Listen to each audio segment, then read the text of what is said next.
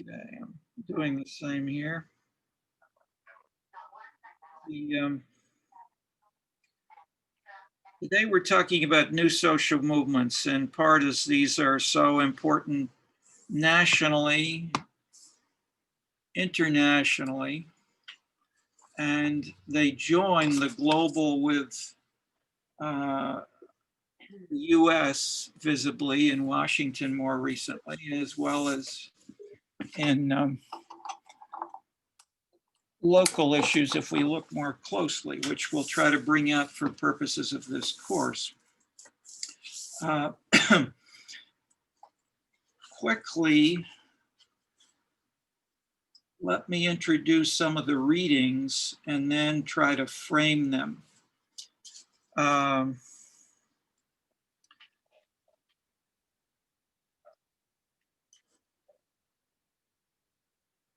Social movements are really new as an explicit topic in the US. They have elements after World War II that were more visible in the European context, and in terms of labels like mobs or the crowd. La foule was a topic of some French sociological theorizing in the early 20th century, but it got dropped.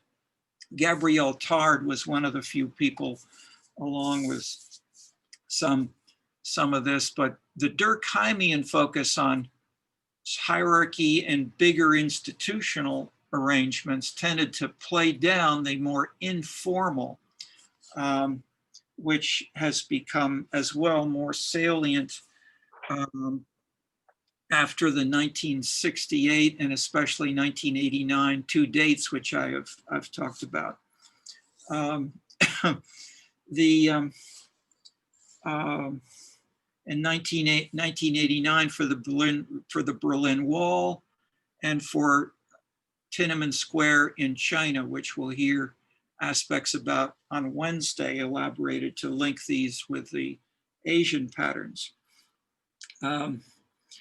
The earlier, let's say in the last 20 years, or 40 years, these took off more in the period of the 1970s in the US and Northern Europe than they had, where they had been considered more immoral or at least irresponsible.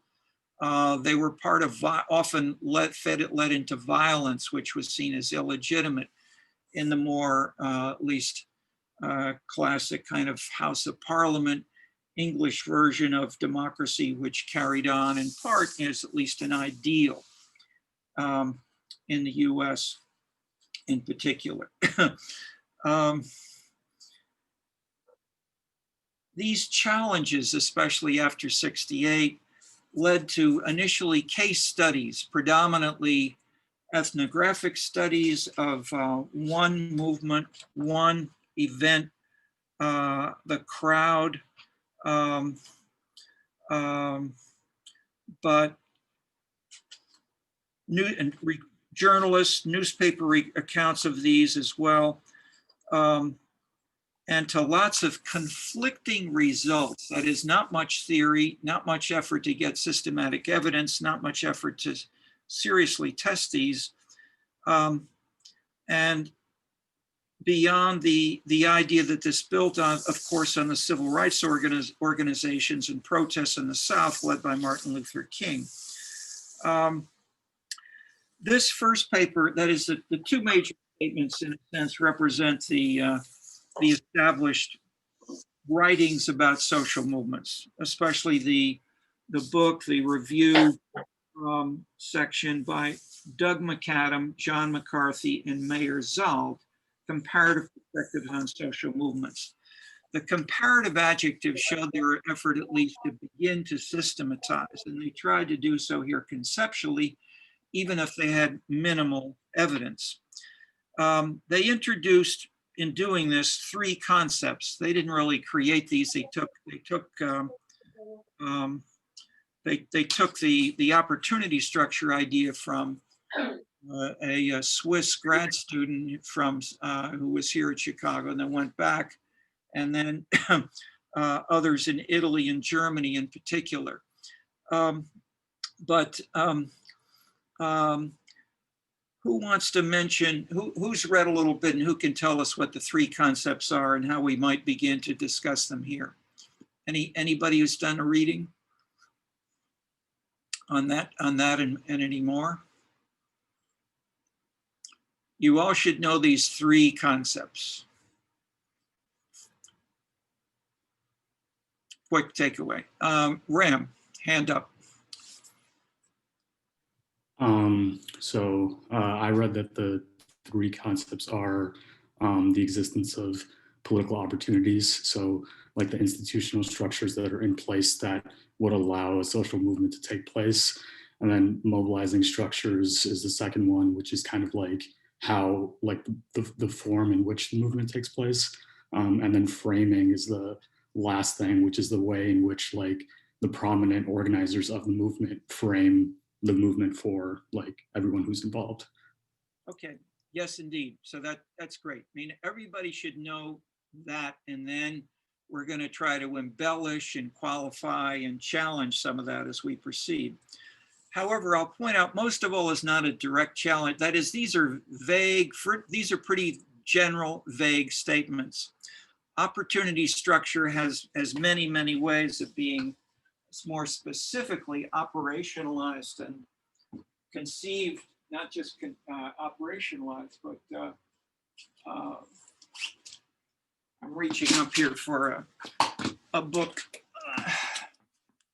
not on the reading list, but it's has a paper that I did with Aaron McCright where we reviewed every single writing we could find on the term opportunity structure and have all kinds of things which can be identified. And that's the simple general point.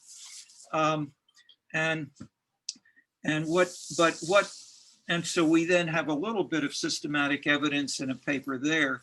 But my point is that there has been very little systematic evidence along this line, and yet we will begin to build in some pieces of this as we proceed through other sections of the course.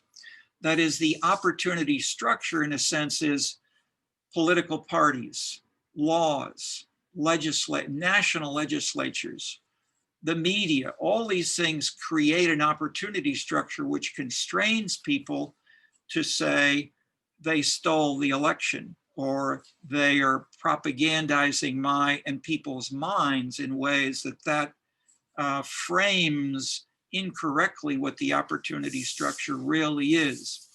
That kind of ambivalence has been there, and it leads to what people have also discussed as conspiracy theories.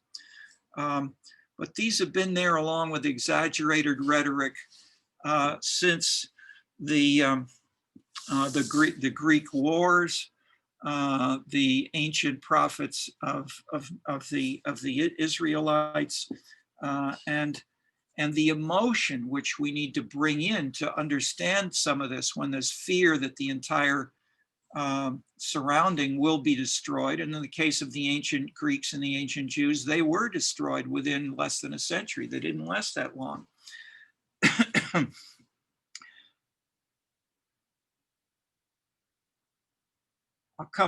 Well, just one visible example of opportunity structure changing drastically is, and where the concept was explicitly introduced by co-authors German and Italian, where the German and Italian environmentalists especially sought to become incorporated in the leftist political parties of Germany and Italy.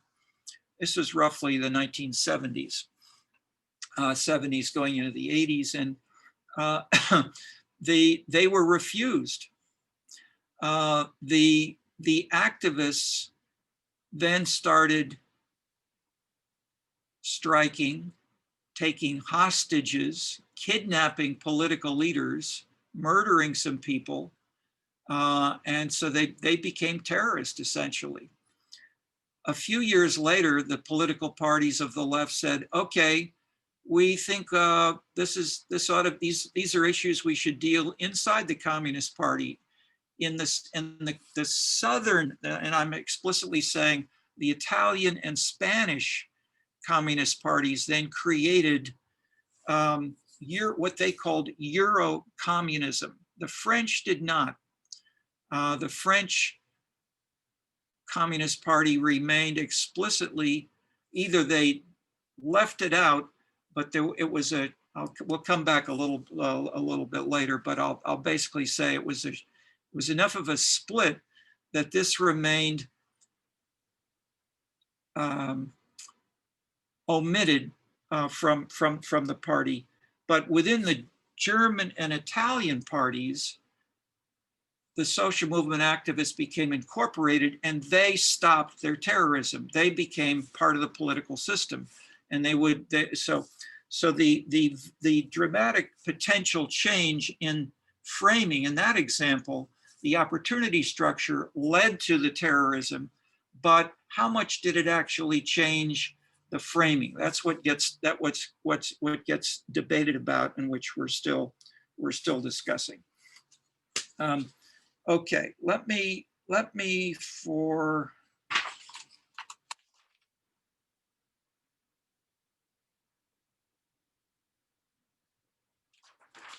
purposes. Okay, so the purposes discussion. The second big statement on this that affects a lot of discussion is Robert Putnam's paper here, published in 1995, and then the book with the same title, Bowling Alone. What's the simple argument and the simple point? Who's looked at that? There's an X and a Y. One variable causes another, basically. Hint. And it's not invented by Putnam. He attributes it to Tocqueville. What's the X and what's the Y?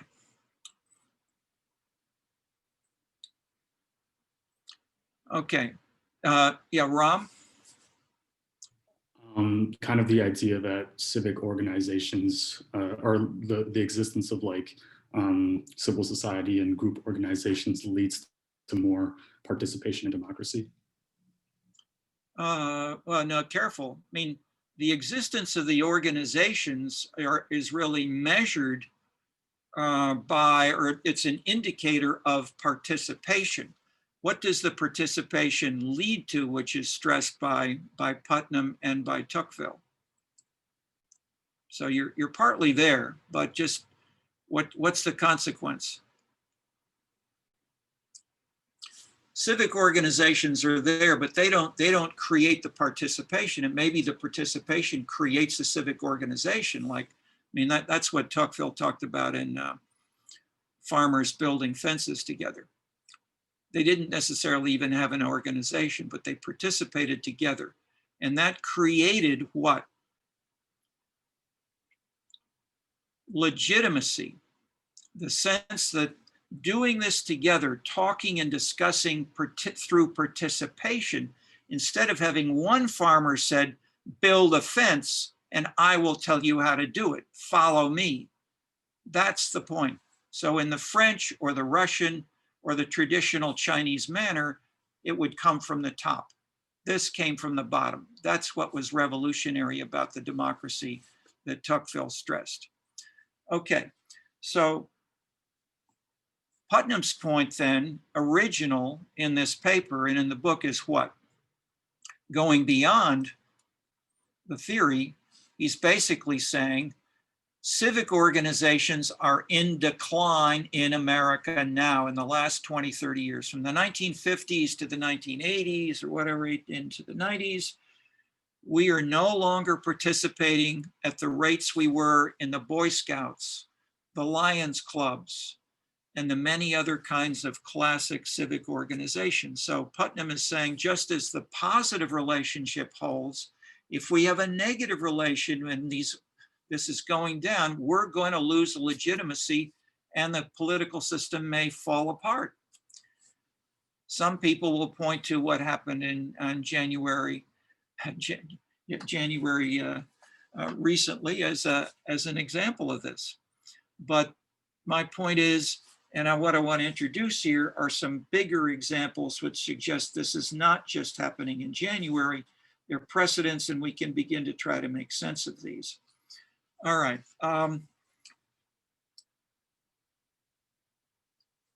So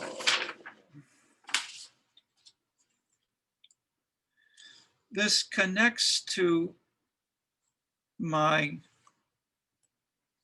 general point that even though these are still the leading statements, this may change if we have people begin to write up more systematically what we're now seeing happening around us, but it has not yet come together in a coherent single statement.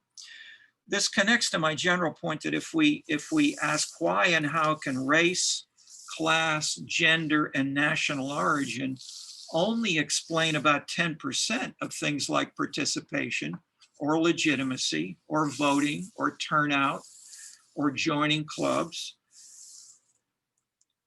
what else is going on? How can we intuitively feel that there are more things which are there? And I'm suggesting, and I want to introduce this with some examples even now. And on Wednesday, we'll have some examples from China.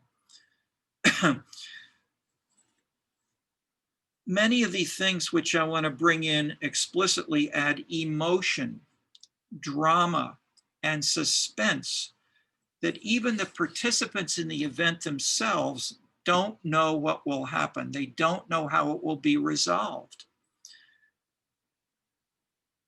We can start even around two of the most widely debated themes in the last 2 centuries from the general public and by social scientists: race and class, or class in a general sense of inequalities in income, in education, in occupation, and then feature adding where and how these may be transformed if we look more closely. The stereotypes, you know, are more highly educated or more tolerant persons. The South is less tolerant. Blacks are discriminated against. We have racism in especially the South, but it's spread around the rest of the US in different ways. Martin Luther King fought against this in the 50s, and the civil rights movement succeeded and then moved to the North. We then had after the 65 spreading of these official legal rights. But in 1965, as in 1865, the legal rights were not synonymous with what happened informally. So after 1865, in many local areas in the South, as well as Midwest and small towns, you had things that you all know about, like the Ku Klux Klan. You had white-hatted sheet people who scared, burned houses, murdered, and visibly took power in a number of places like New Orleans, where the museum of the city of New Orleans, at least in the older days when I visited it, explicitly featured the role of these battling civic groups as part of its official history. Chicago has not done so. Chicago has Mayor Daley too, when the hotel of Al Capone was about to be torn down, some protesters said, we should preserve this part. This Al Capone is the most famous Chicagoan in the world. We shouldn't tear down the visible headquarters, which he had on Michigan Avenue in Cermak. And Daley too said, we don't honor bad guys. Okay, it's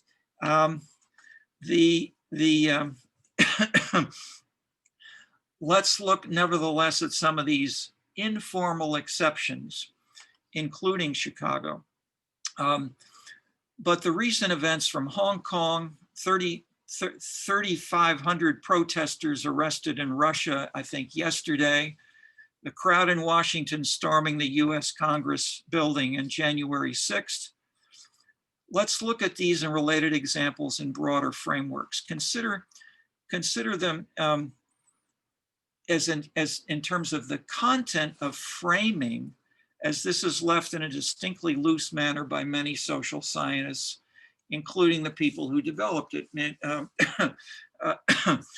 There's a book on well, there are books on framing, and so I'll simply say, I'll add that some artists and some literary people, some speech writers and activists are in some respects more sensitive to connecting the emotional foundations with distinctive songs, marches, slogans in ways that may have bigger impact than the more abstract, more quote unquote rational statements did, or the public debates did. One of the most famous examples, when I mentioned last time, when Lincoln ostensibly said to Louisa May Alcott, "You're the little lady who started the Great War," he was building on the famous Lincoln-Douglas debates. Douglas was the established affluent developer and US Senator, 1840s and 50s. He owned the property on Martin Luther King Drive where the first University of Chicago was established. It went bankrupt and got replaced in Hyde Park, but his tomb is beneath the pedestal in Bronzeville that you can see from Lakeshore Drive. And until 1913, senators were elected by state legislatures, not directly by citizens at all. And in 1858, the established Douglas was challenged by a young US Congressman, Abraham Lincoln, whose major strength was not his money, not his investments, but his powerful artistic essays and speeches. The 7 debates focused on race and were transcribed and published across the United States. This was an era when they were just getting an Associated Press, you were getting newspapers, you're getting the ability to have every word transcribed and published immediately. The bottom line, however, was that Douglas won in 1858 and continued as senator by the Illinois state legislature. Was Lincoln an abolitionist? At the start of the debate in Charleston, Illinois, that is, there were 7 debates all around the state, a banner showed a white man, a Negro woman, and a mulatto child. Lincoln commented in the debate, "I, much as any other man, am in favor of having the superior position assigned to the white race," unquote. That is, he was not in favor of abolishing slavery and said what he said.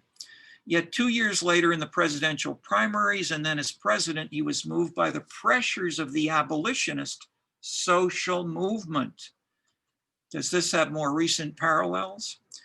Consider a few examples of local variations, how these broader concepts and simple national general patterns can be transformed locally. Consider New England. Harvard was founded in 1636, and from the first decade, students were challenging the strict puritanical style by wearing long hair and doing other things, protesting strict social disciplines. Okay, sorry, okay. A few years later, all the students left the college in a strike. John Russwurm at Bowdoin was one of the first of 3 African Americans to graduate from college in the United States in 1826. Bowdoin was particularly puritanical, but also challenging. The sword of Robert E. Lee in the surrender was given to a Bowdoin graduate in the leading the Union Army. Within New England, challenging puritanical authority was not just for students, but also especially for novelists. The Yale critic Harold Bloom suggested that only Henry James and William Faulkner challenged, I'm bringing in now the role of emotions and the potential of the arts to engage these politically in ways that have transformed the official legal later on, building on what happens through the social movement type dynamics more informally. Only Henry James and William Faulkner challenged Nathaniel Hawthorne's position as the greatest American novelist. Hawthorne's 1850 novel, The Scarlet Letter, became an early American bestseller as it portrayed a young wife whose neck and arms were locked in the stocks of the public square of Salem, Massachusetts. Hawthorne's home and famous home of strict Puritanism in the world. She had to wear stitched on her sleeve a scarlet letter, A, for adulteress. But let's look for more local variations. The New England towns featured in Tuxville's Democracy in America stressed churches as sources of building legitimacy. Not always. We also find reactions against local legitimacy, as I'm bringing out here, both in New England and nationally. But almost the same year as 1850 Scarlet Letter, consider Chicago, 1855. Its mayor elected was Levi Boone, Leviboone. He was the great nephew of the famous, in America, Daniel Boone of the coonskin cap. Boone, the great nephew, ran for mayor with 7 aldermen on an anti-immigrant platform linked to the National Know Nothing Party. When elected, he barred all immigrants from city jobs, and as word of this was spreading, the major civic groups in Chicago, unlike New England, where there were churches, were, let me ask you, what were the major civic groups in Chicago in 1855?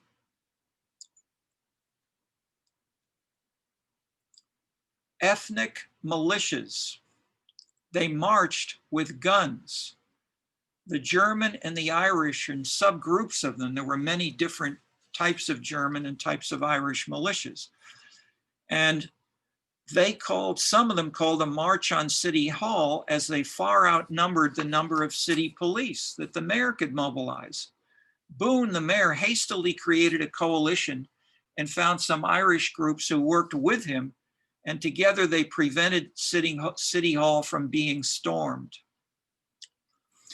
The white Protestants joined in an Illinois militia, then the National Guard, and then part of the Union Army. And many of the Chicago Irish who initially opposing Boone also opposed participation in the Civil War, as it would bring too many blacks to the North.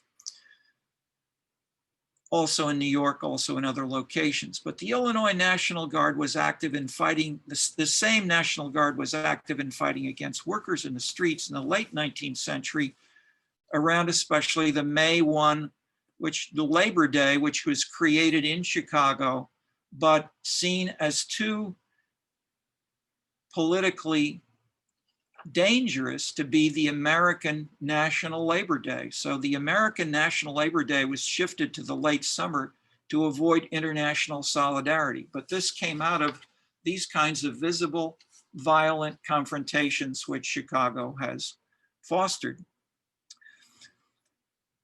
Shift to the South. We all know about the South, haha. William Faulkner, the greatest novelist mentioned by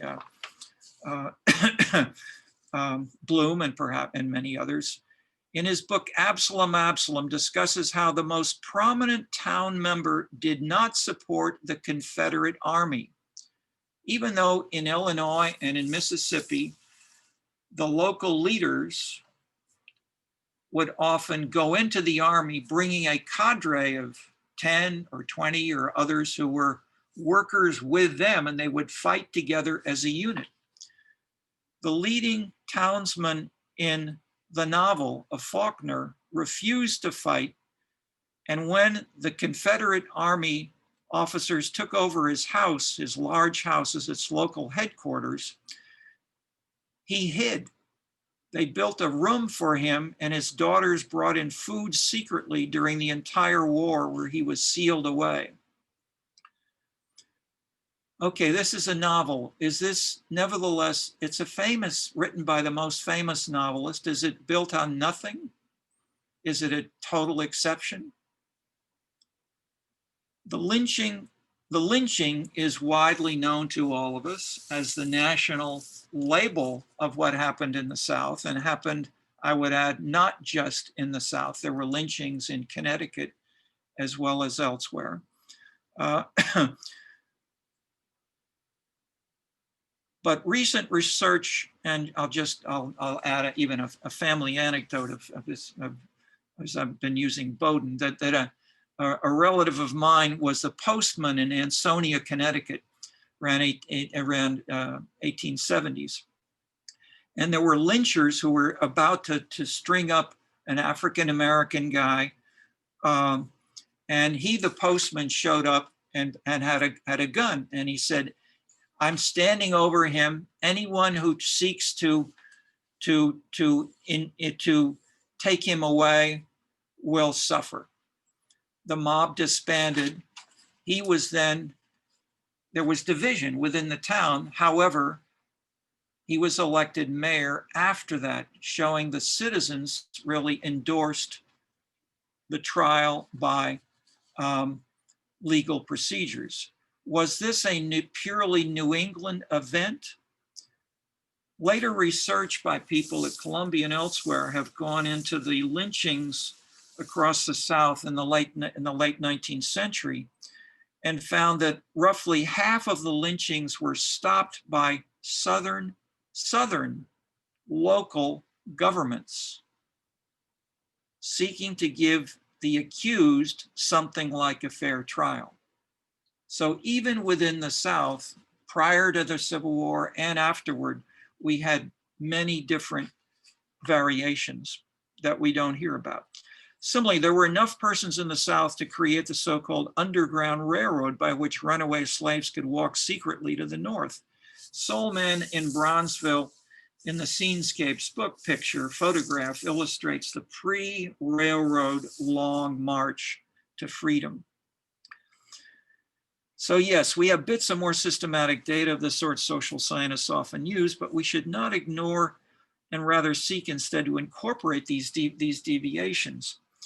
Even if these are not the classic American tradition, but more seen as continental European or Russian, part of the Russian anarchist tradition. As this has changed since 1968, where we have the massive rock concerts, public meetings, demonstrations, and parades.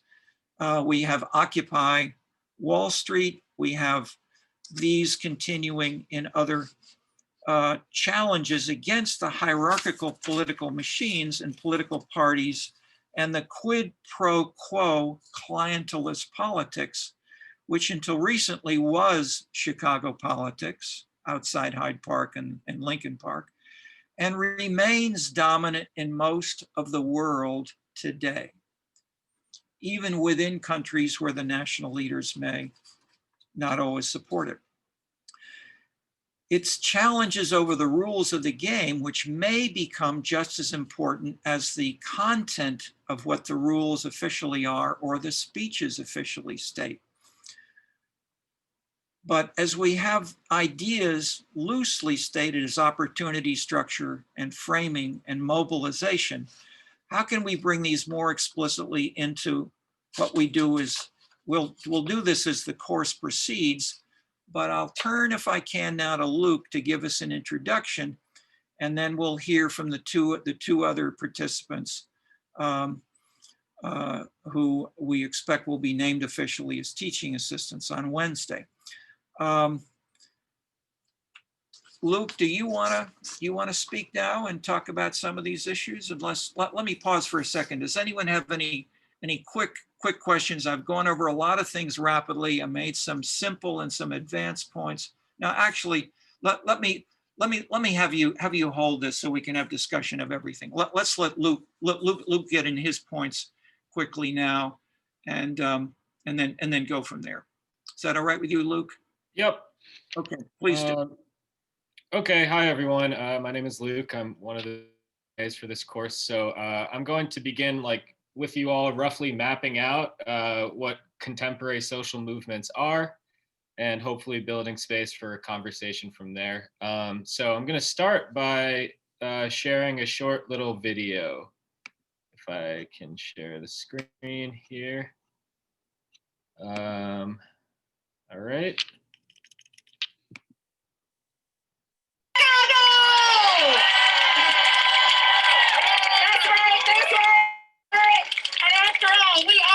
The west side. If I gave you my love, tell you what I do.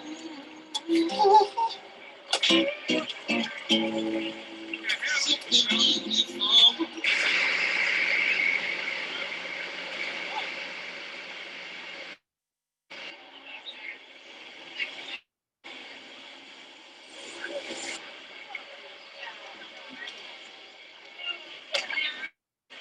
$100,000 piece of paper.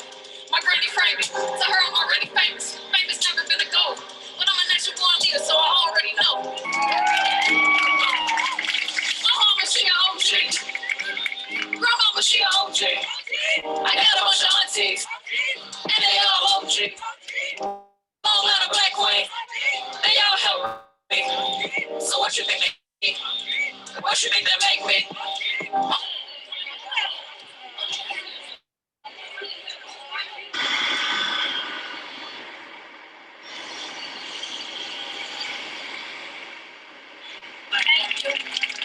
Boz is BAHS. Black ancestors here, healing society, not bars. I'm right here, proud as hell. What side are you on, people? What side are you on?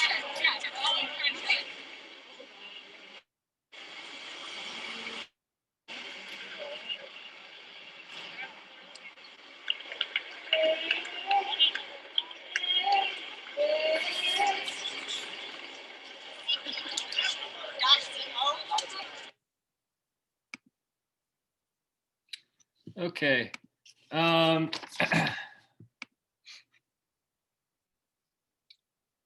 Oh, sorry if the sound wasn't working very well.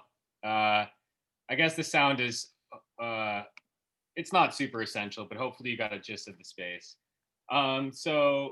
This video was from Freedom Square on Chicago's West Side.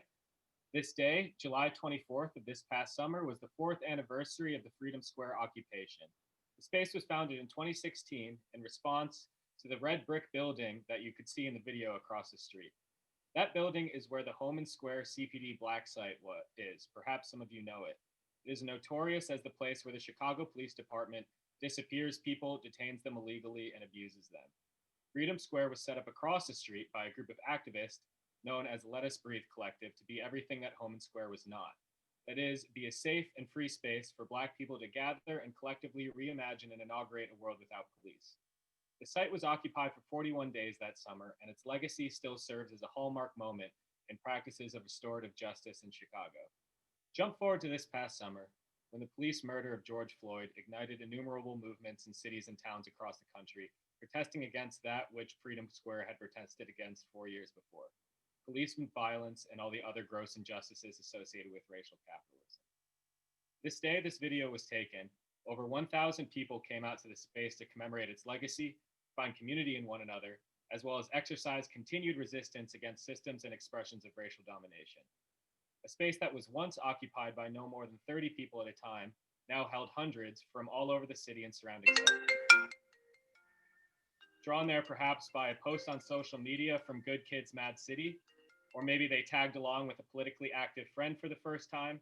Perhaps they were already deeply embedded in the Chicago organizing scene, or had only just begun recognizing faces after having participated in a number of throughout Chicago that summer. In any case, there was nothing necessarily adhering one person to the next, other than the commonness that comes with sharing in a moment together, as well as a shared sense of what is, what should be, and what could be.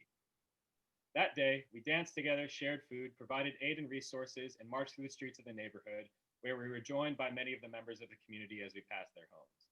This was but one small moment constituting what is more largely known as the Black Lives Matter movement. Perhaps some of you were at this particular action. Perhaps some of you were part of others throughout Chicago, or even specifically Hyde Park. Perhaps some of you were a part of others in the cities you call home. I encourage you to reflect back upon these experiences if you were, and consider what of each of these moments were and what they meant to you. Chances are none of these can be isolated, that your feelings of one moment concern immediately your experience with another, which concerns something happening in Atlanta or Portland or New York. It's directly to things a loved one, a friend, or you yourself go through in everyday life. These moments composed of moments, compose and recompose what we understand broadly to be the Black Lives Matter movement.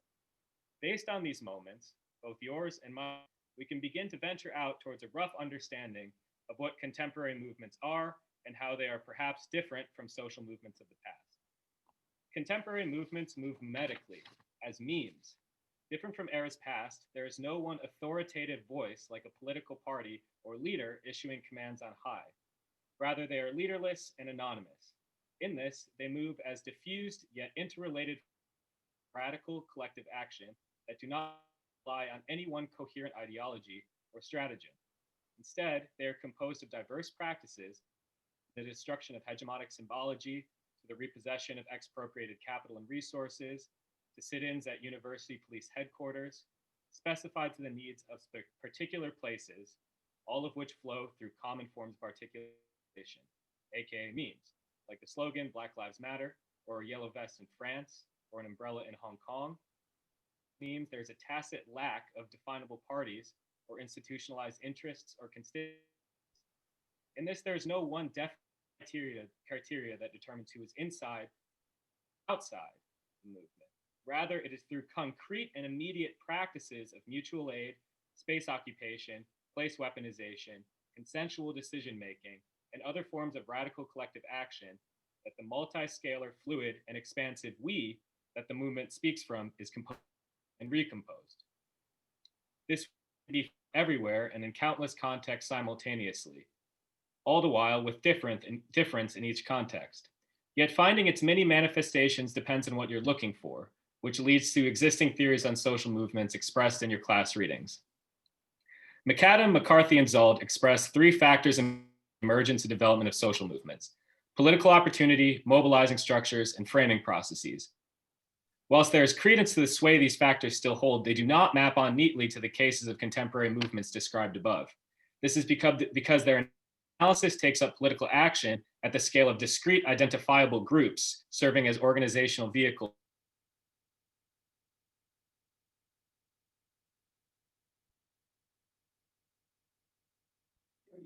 You're mute, Luke. Can you hear me? Did you shut up or have we lost him? He's frozen on my screen. It's frozen here. Okay, I don't know whether. All right.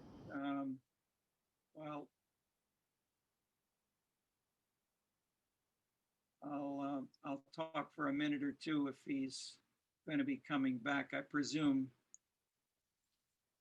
he'll rejoin us in some way shortly. Usually has Michael and Luke can probably figure out something. Okay, we've gone over this already, and so he's right at the end of his comments just the same. So we're not missing much at all. And the next part of our planned agenda for today is to listen and discuss some of this with you. Well, so let's have a little more general discussion of what you've heard.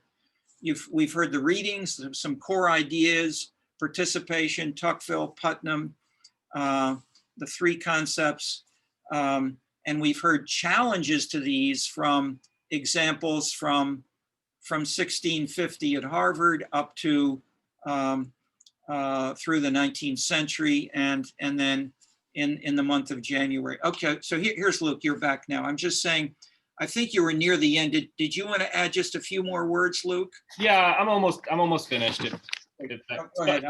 Sorry about the disconnection. That my internet.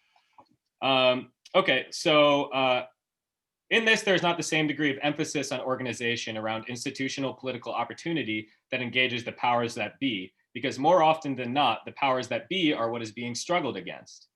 Thusly, the movements wait for no one's permission or an externally opportunistic moment to take action. If the time is right to take something back, then it is taken back. Indeed, parts of contemporary movements advocate for material change at the level of policy and governance. However, this is only a small part of the movement's practices, as these movements are not defined by their policy-based ends as much as they are defined by their means wherein such ends are implicit. That said, McCarthy, McAdam, and Zold's theories could be repurposed in certain ways.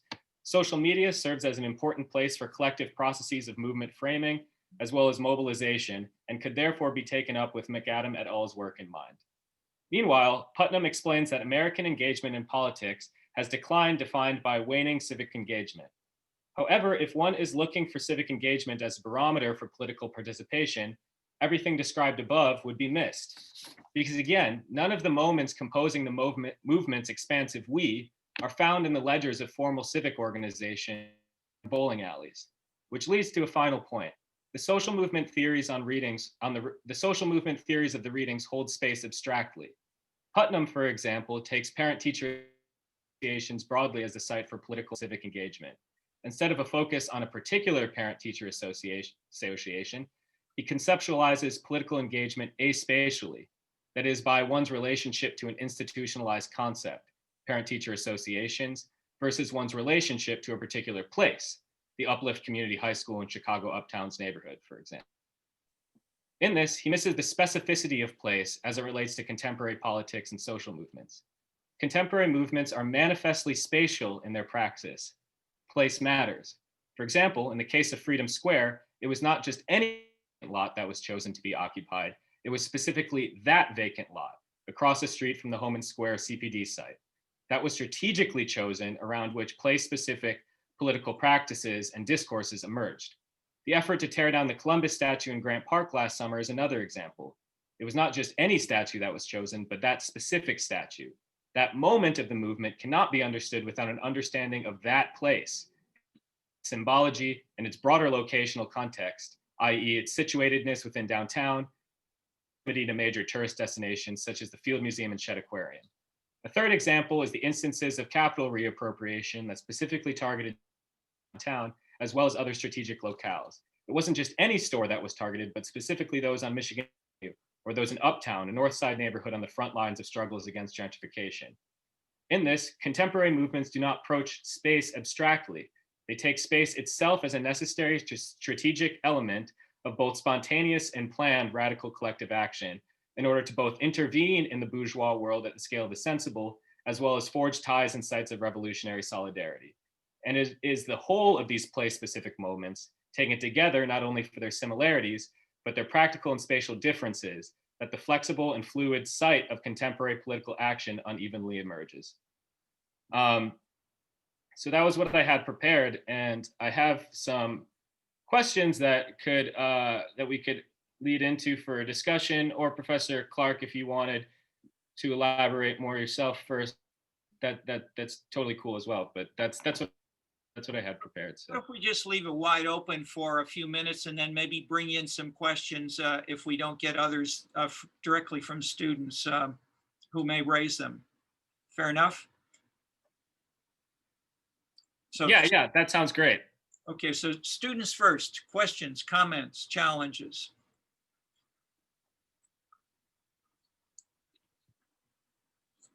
And I guess, off of that, like I really, welcome anyone to share thoughts and stories of their own that don't even necessarily have to be analytic. Of course, if you have analytical things to bring in, that's welcome. But the through experiences of your own, like we can collectively assemble a collective understanding of like what social movements are or how we emergently understand them. But because I know a lot of this is still so fresh and.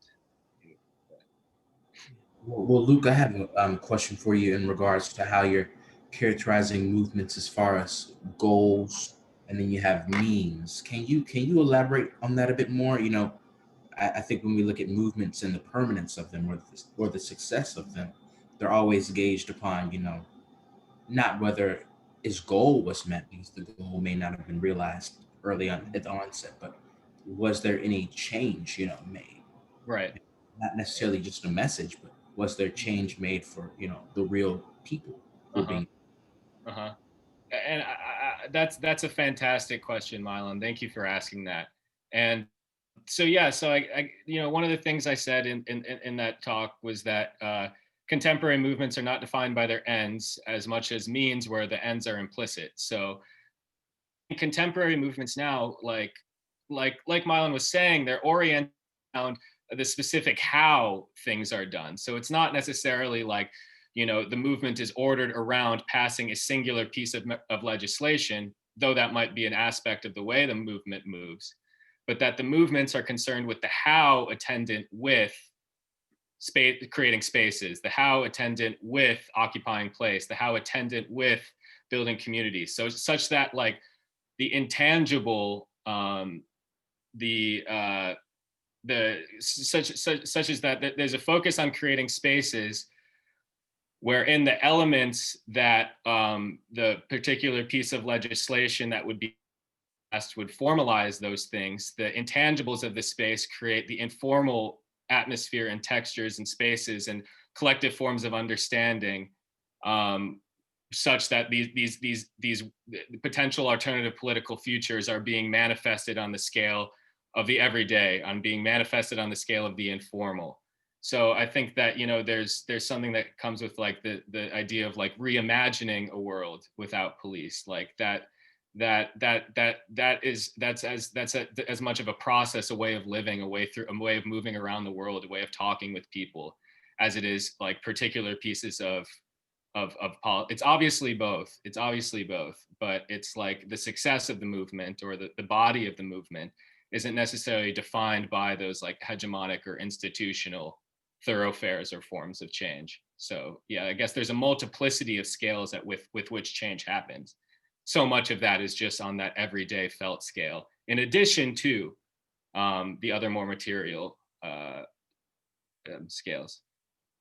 Yes, Hannah, go ahead. Hi. Yeah, I just thought I would share, like, I think I'm in agreement. Sorry, I'm trying to lower my hand. In agreement that sometimes revolutions and social movements have as much about, also because movements create a lot of different results sometimes.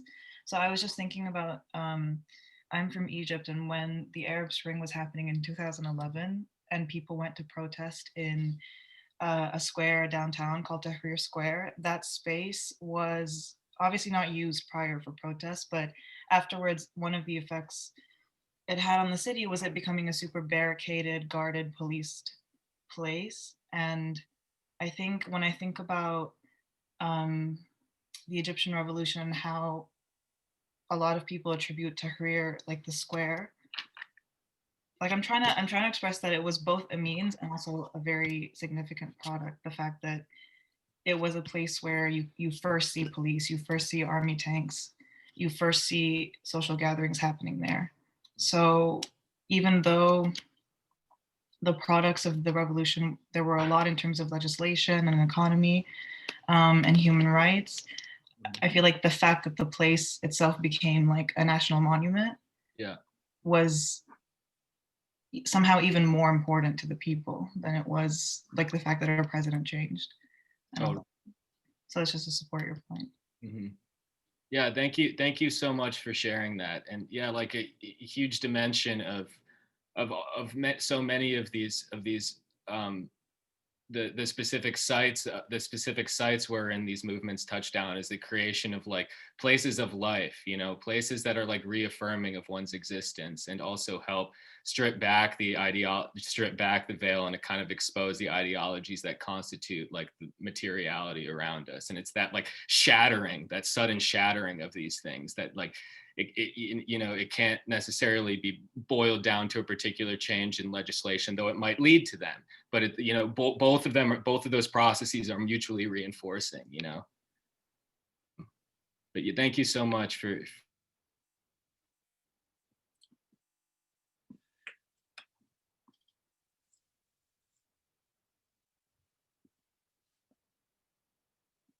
Luke, do you have a couple of questions that might raise any other points that students want to discuss?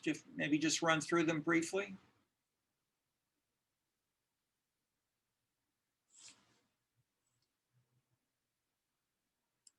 Still there, or we lost you again? Luke? Must have lost him again. Too bad. All right.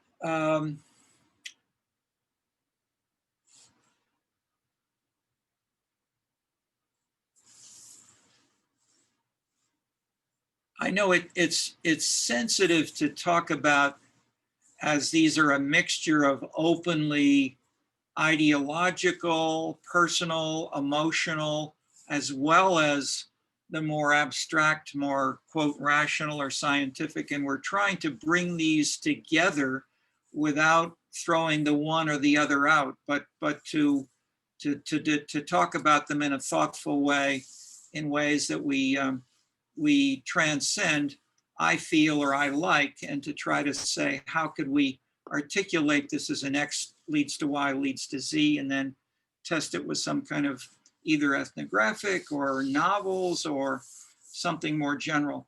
Yeah, Luca, we back with you again? Yeah, sorry, my internet is really bad today, I guess.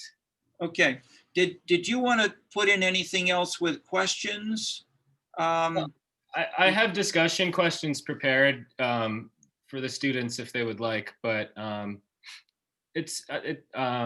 but if you wanna like offer some summatory points, that Professor Clark, that's totally cool too. Yeah, how about just any one or two themes that in your questions that may not have been so obvious? And otherwise, what I can do, I mean, we got 20 minutes. I can go in and sort of frame this more generally. I can start that or try to do a little bit of it next time, but it'd be great to have more student discussion if you like. So Luke, any one or two questions or? Sure. Well, before that, I wanted, does anybody else have other things they want to share or questions they want to ask first? Yeah, I asked again when we lost you. Oh, okay. And had the same answer. Okay. So then, yeah. So the question, the conversation thus far has kind of. Oh, Fernanda, you got a question? Yeah, I don't know if this might be related to the conversation. I'm sorry if it's only tangential, but speaking of these creation of spaces, what do we do, for example, when an institution is able to erase a space or the memory of a space? For example, I'm specifically thinking of the Tiananmen Square protests of 1989 and sort of how the information barrier in China has sort of created a lack of consciousness around this. So I was just wondering how this, maybe this is part of another conversation again, but how it then affects social movements in that way when they exist more so outside of the country in which they originated than in the country itself. Uh-huh. That's a fantastic question. And before offering thoughts of my own, I wanted to see, does anyone else have thoughts or answers to the question Fernanda just posed?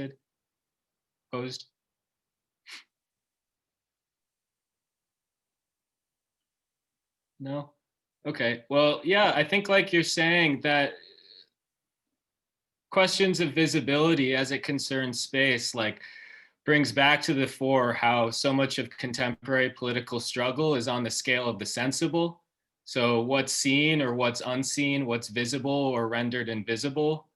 And that's, I think, it's kind of where there's like, that's where there's this give and take between the movements themselves and those in power, and that so much of the struggle is aimed and organized around making something visible that those with power aim to render invisible, and then those with power aim to render it invisible once again, and then therefore the movement must readjust its praxis to find new ways to make it visible.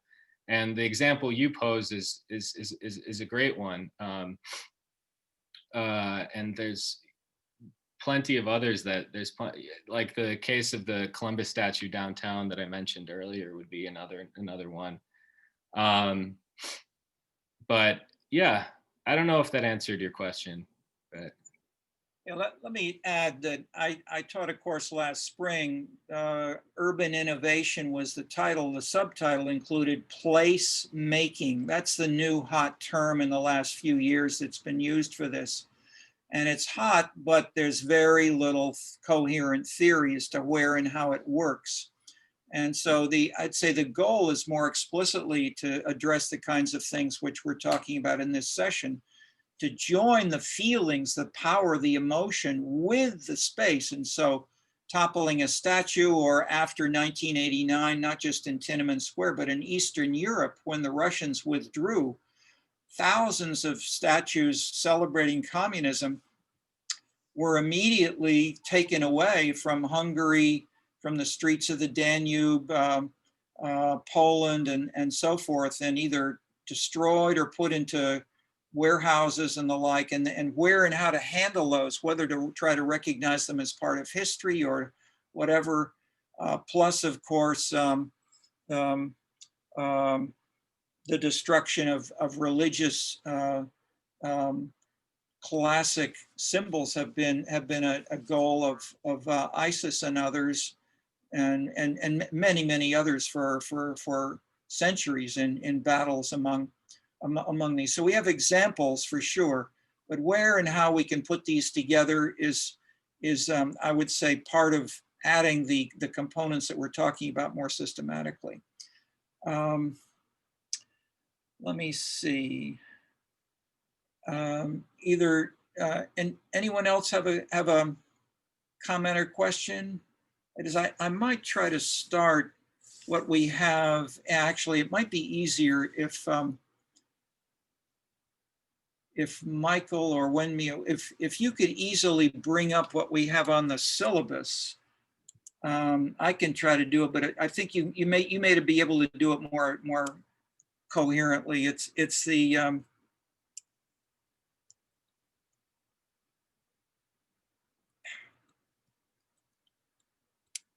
here you go. What's it called?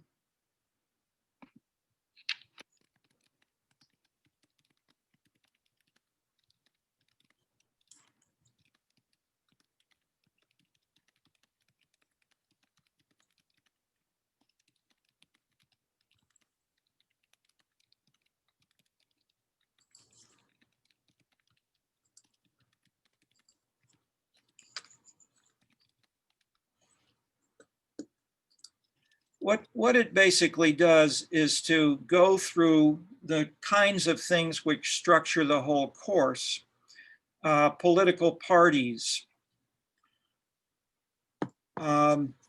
classes, and different structures of organization and protest, as well as change, and where and how these have, in a sense, sometimes formed an opportunity structure.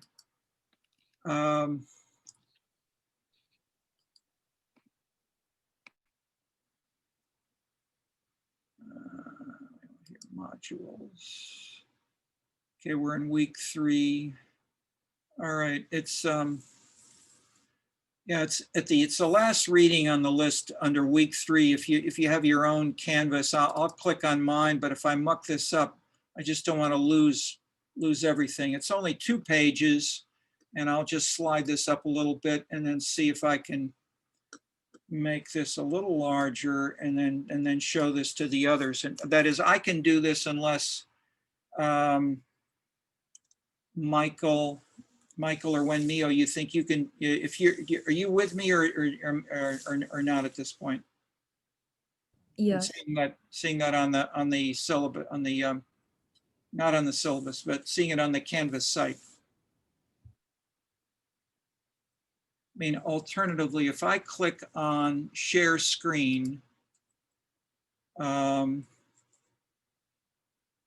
host as disabled participant screen sharing. Okay, so I can't share, I can't bring it up myself.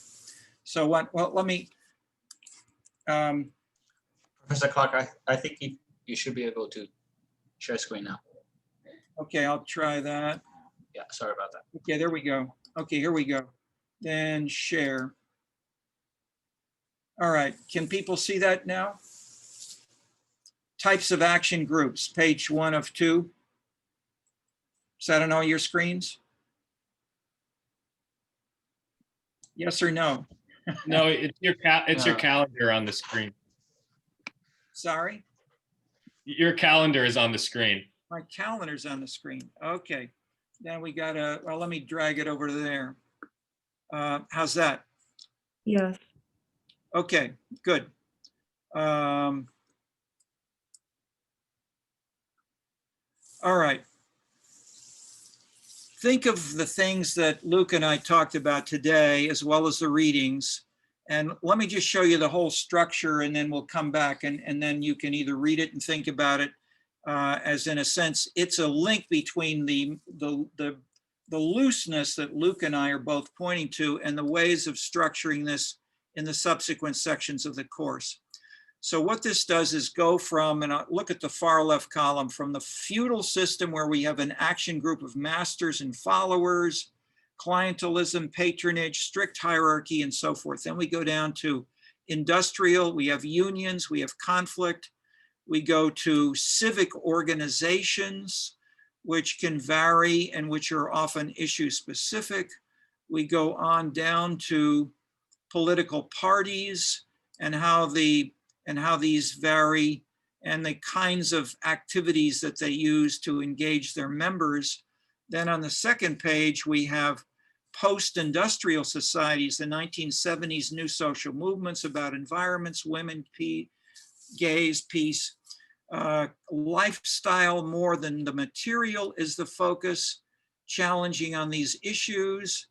And then what we've called new social movements, which is that term is elaborated briefly in some of what Luke said, as well as in the third sector reading of which is on the syllabus. And then the idea of scenes, which we'll read about as we proceed, where the idea is not on an organizational structure, but on a place. And one aspect of the place is the meaning of that scene, which defines it, such as the Columbus statue or the location where the police department tortured and questioned people. So scenes in that way is in a sense a highly unstructured alternative, but which may be very salient for social media and even possibly mass media to try to capture, as Luke essentially was trying to do in showing some of the music, the police standing there with their guns and their protective wear, simultaneously with the music, the demonstrations against what was going on inside the red brick building. Okay, so I haven't discussed this in detail, but I've given you a quick idea of a way of trying to structure, let me add a quick important bottom line. What we have in many things today are all of these going on simultaneously. That is, you can have a patron-client relation. You can have a political party. You can have, in the family of Donald Trump, familial, hierarchical family relations, or you can have people who come. There were unions. There could be civic organizations, political parties. All of these may be part of a crowd where they're rubbing shoulders with each other, and no one is clear as to whose rules should be followed or if there are any rules that anybody is following. And so the whole thing as a composite is what gives it a creative kind of combination that, so these were just quick follow-ups, which are in the rest of the reading.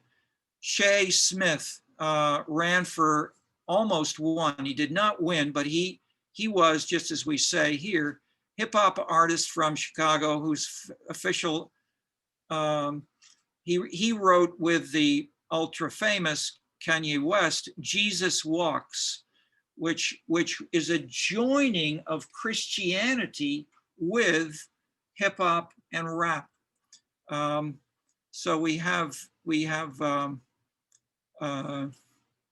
others. She sang in the inauguration, the Star Spangled Banner, and we have scenes which can pull these kinds of things together as we proceed in the weeks to come. Okay, so what I'm doing is giving you here, in a sense, here's a potential way of joining the pieces and linking them as we will in the readings, some of which we may agree with, disagree with. And I guess what I'm stressing, it's not my personal opinion or Luke's personal opinion. It's what kind of evidence, logical, systematic, or empirical, can the authors of these studies marshal to join them. So we in no way want to deny the importance of the emotion and the engagement on a deep personal level, but we don't want to stop there. We want to combine that with other ways of assessing alternative persons' views of the same kinds of things. Okay. Any reactions to what I've put out here, either in the form of a question or some other comment on linking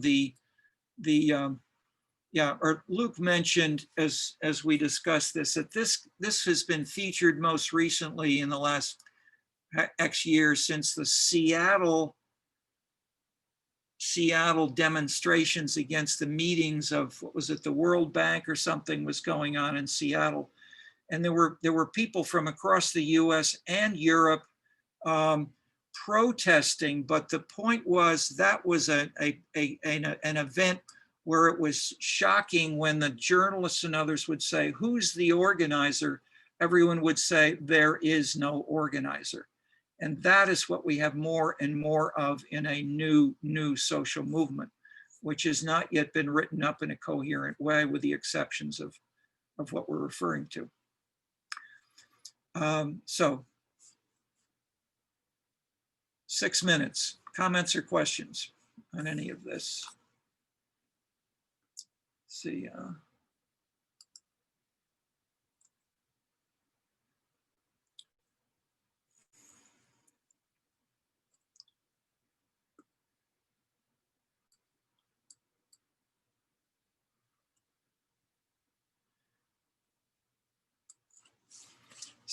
Silence.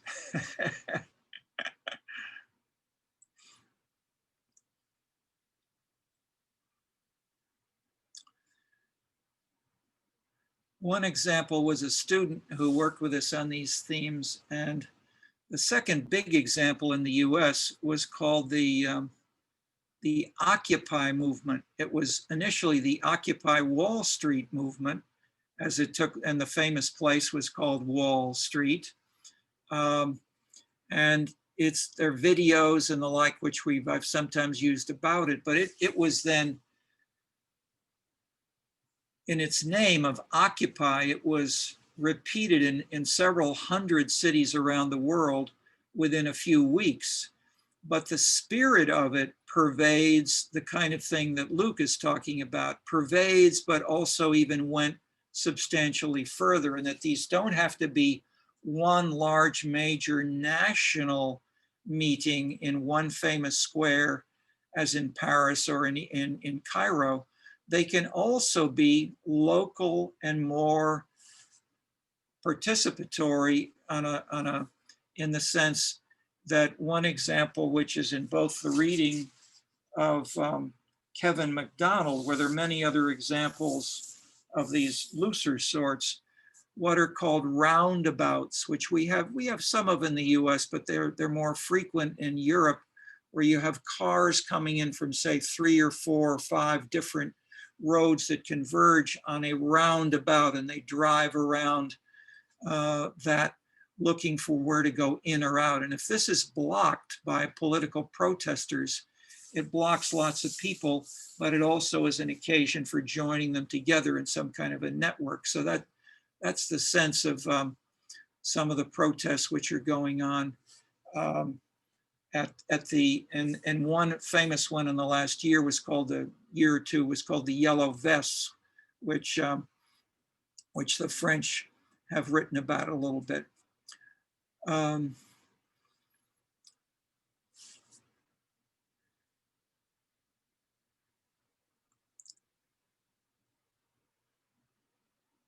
Hannah, did you want to add anything on Egypt after your comments before?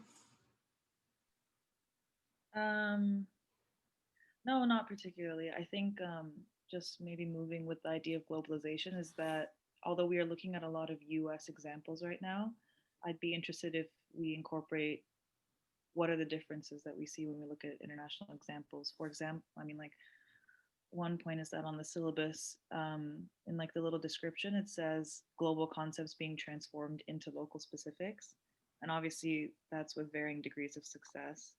So I would argue that when sometimes that fails, like when human rights aren't successfully incorporated into the dominant rhetoric of a movement, how are we going to, like, I'd be curious how we're going to address that with the globalization framework for this class. That's like. Okay. Yeah, it's that we all feel a bit ambivalent that we're putting this section on social movements, which in the past we've taught the course and had this be the last. Having it at the front now, you don't have any sense of what we're going to give you in the way of an analytical frames. But I'd say the quick answer to that question is take a look at what's talked about as the new political structure. And the NPC framework is at the beginning as well of the book called Scenescapes. And it shows how where we used to have a traditional left and right in the 19th and 20th centuries, that's broken apart as we've had initially a break between the fiscal issues and the social issues like immigration and race and gender, human rights.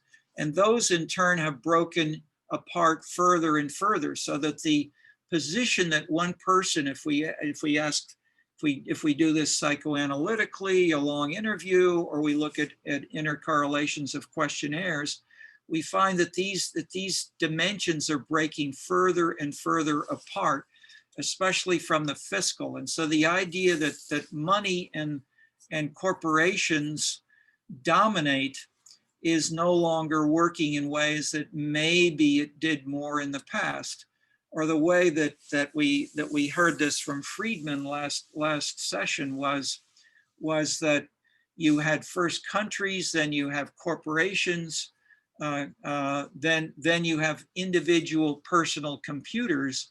That is, you have the potential of having an individual's views on immigration, women, human rights, etc., separate from their views about fiscal issues. You could say, how much does the one predict the other? And so over the last 5 presidential elections, for instance, we show in a table in the politics chapter of the Seedscapes book, is that these, in the last 5 presidential elections in the US, these have consistently increased in their difference from each other in the support for the presidential versus the presidential Democratic versus the Republican Party candidates, that they're less and less driven by money or a single dimension, and they're more and more driven by separate dimensions, which make this harder and harder to summarize in the way that we're used to from the past models.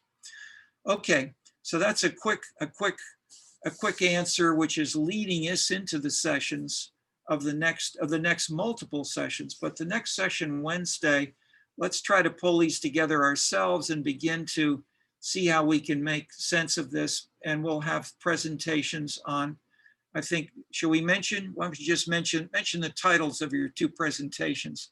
Wen Mao and Michael, please. You can be stars for just, you can give us a preview, just the title maybe. So, so this Wednesday, I will talk a bit about the like new wave of women's movement in China, especially in the 1990s to 2000s, and talk about how like cultural components such as drama or like stand-up, this kind of like entertainment forms embedded in like the women's movement today. Terrific. Michael? I'll be talking about the Xiamen protest, which is an actual protest that happened in China around 14 years ago, 15 years ago. It was against a petrochemical plant, and they were very successful in the end. But we'll talk more about it on Wednesday. Okay, perfect. All right, that's a preview. We'll look forward to seeing you Wednesday and build on where we have so far and more. Thank you, folks. Thank you.